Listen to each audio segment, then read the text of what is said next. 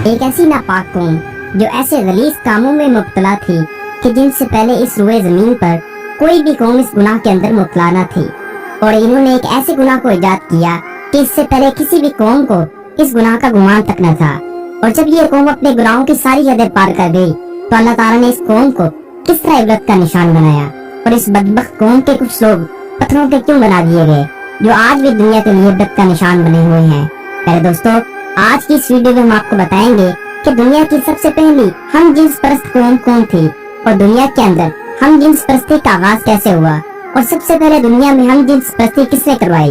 प्यारे दोस्तों, इन तमाम तर सवालात के जवाबात कुरान और हदीस की रोशनी में आज की इस वीडियो में हम आपको बताएंगे। लिहाजा आपसे गुजारिश है कि हमारी इस वीडियो का अंत तक जरूर देखिएगा।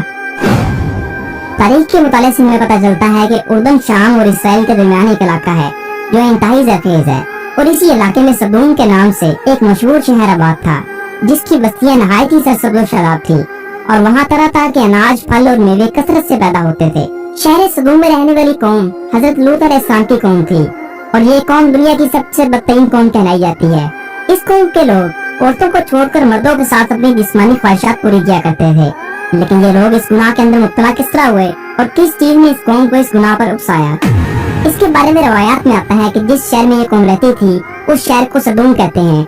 शहर सदूम एक ऐसा इलाका था जहाँ पर अल्लाह तबारक व तआला का खास फजल करम था। इस इलाके में फलों और अनाज की बेशुमार पैदावार होती थी।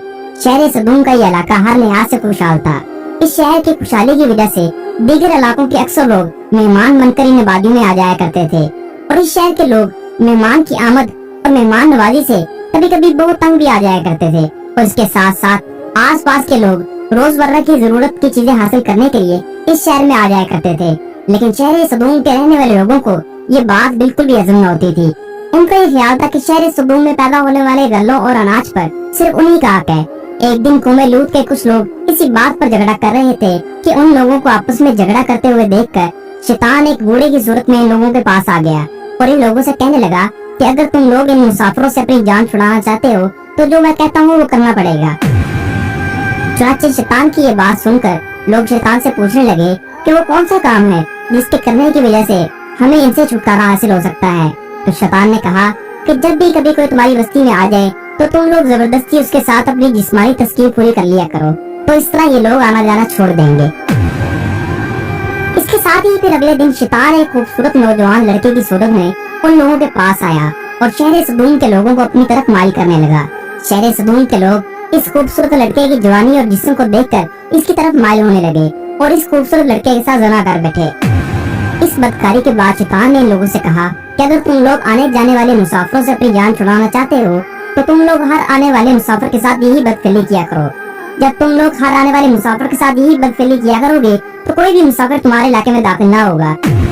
इस तरह शैतान ने सबसे पहले इस कौम से बदफेली करवाई।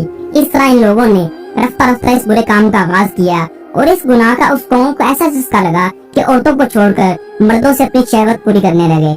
ये गुनाह शहर सदूम के अंदर इस कदर आम हो गया कि हर घर में ये गुनाह होने लगा। कोई भी महफिल इस काम के बगैर अधूरी समझी जाती थी। खास तौर पर जब भी मुसाफिरों में से कोई भी खूबसूरत लड़का होता तो ये लोग उसको अपना शिकार बना लेते। इधर जब हजरत लूत अलैहिस्सलाम को अपनी कौम के इस फेल का पता लगा तो हजरत लूत अलैहिस्सलाम बहुत गमगीन हुए, और हजरत लूत अलैहिस्सलाम ने अपनी कौम को अल्लाह ताला के अज़ाब से डराया और इस गुनाह से मना किया। जिस तरह के अल्लाह तबारक व तआला ने कुरान पाक में इरशाद फरमाया है कि तुम वो बेहयाई करते हो जो तुमसे पहले जहां में किसी ने ना की। तुम औरतों के होते हुए मर्दों के पास जाते हो, बल्कि तुम हद से गुजर चुके हो।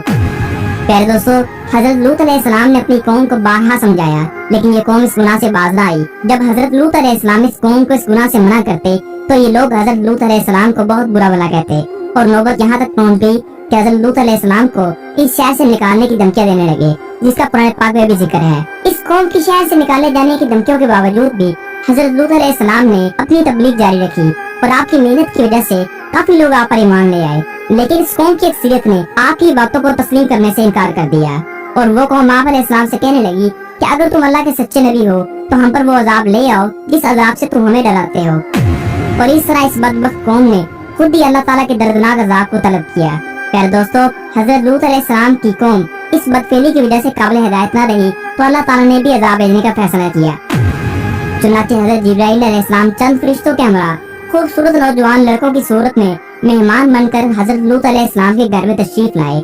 इधर जब हजरत लूत अलैहिस्सलाम ने खूबसूरत और नौजवान मेहमानों को देखा तो हजरत लूत अलैहिस्सलाम बहुत फिक्रमंद हुए, क्योंकि उनकी कौम पहले ही इस पहले बद में बहुत ज्यादा सरकशी कर चुकी थी।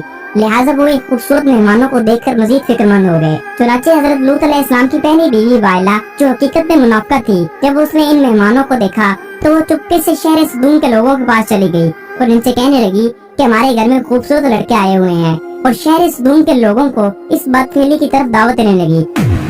चुनाचे शहर सदूम के बदफेलों को जब इस बात का पता चला तो तमाम लोगों ने हजरत लूत अलैहिस्सलाम के घर का मुहासरा कर लिया, और ये लोग इन मेहमानों के साथ बदफेली करने के इरादे से हजरत लूत अलैहिस्सलाम के घर की दीवारों पर चढ़ने लगे।